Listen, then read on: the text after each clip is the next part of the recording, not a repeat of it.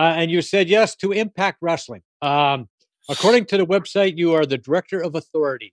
Marella looks to lay down the law and ensure that each and every match is contested fairly. So you're back in the ring, and recently you squared off against Dirty Dango, a nasty Yeah. dude who claims to hate wrestling, but there he is wrestling anyway. Uh, you had the match in the bag, Cobra time, but Dango was got some help from Alpha Bravo in this match. No, let's face it. When you think about it, your training, your judo background, you could do some pretty good damage with most of these guys, could you not? I'd like to think so a little bit if I have my cardio up. I'm not in shape like I used to be, but no, I think the old dog still has a couple bites left in him. Yeah. And what do you like? What do you like about Impact Wrestling? Tell us about Impact Wrestling and where it is, where it's Yeah, at. so I mean, timing was everything. So I'm friends with many people, especially Scott D'Amore, the president of Impact Wrestling, and for the Who's prior to Canadian? COVID, he's Canadian, yeah, from Windsor, Yeah, Ontario. yeah, yeah, yeah. Yeah. Um, Prior to COVID, I was really locked down at Battle Arts Academy,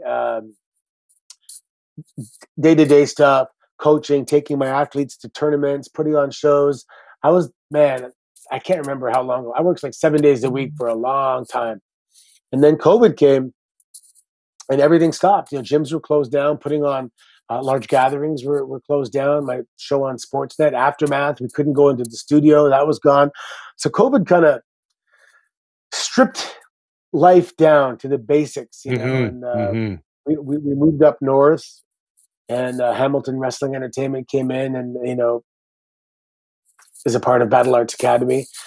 And I had small kids at home, and I didn't want to get back out there full time, and the impact schedule was lighter, and the world opened up again, and all of a sudden I'm like, okay, I think it's the right time. Um, I did a couple guest appearances on Impact in the past. The locker room is awesome. The talent level is insane, and I love that little underdog feeling. They don't have those multi-million-dollar budgets to put on shows and get in the biggest channels and the biggest arenas. But I care about the quality of professional wrestling. And I know Scott really does also care about what he puts out there and how people are treated. It was the right place at the right time, and I enjoy it. And I'm on TV again. I am getting involved in the production side of things a little more, and I love contributing to the future. Just everything, all the knowledge I accumulated over the years. Because when you go to WWE, that's not the final destination. That's like going to Harvard, because you're sitting around Triple H and Vince McMahon and John Cena and Arn Anderson and all these brilliant minds, Undertaker. I mean, the list goes on.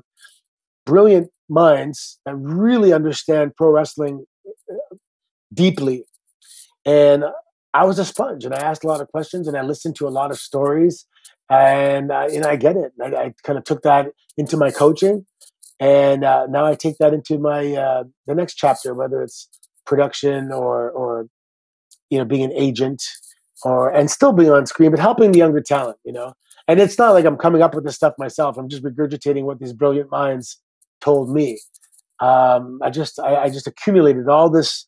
I was a sponge, and now it's time to rinse out the sponge and let some of that knowledge out on Right. other people.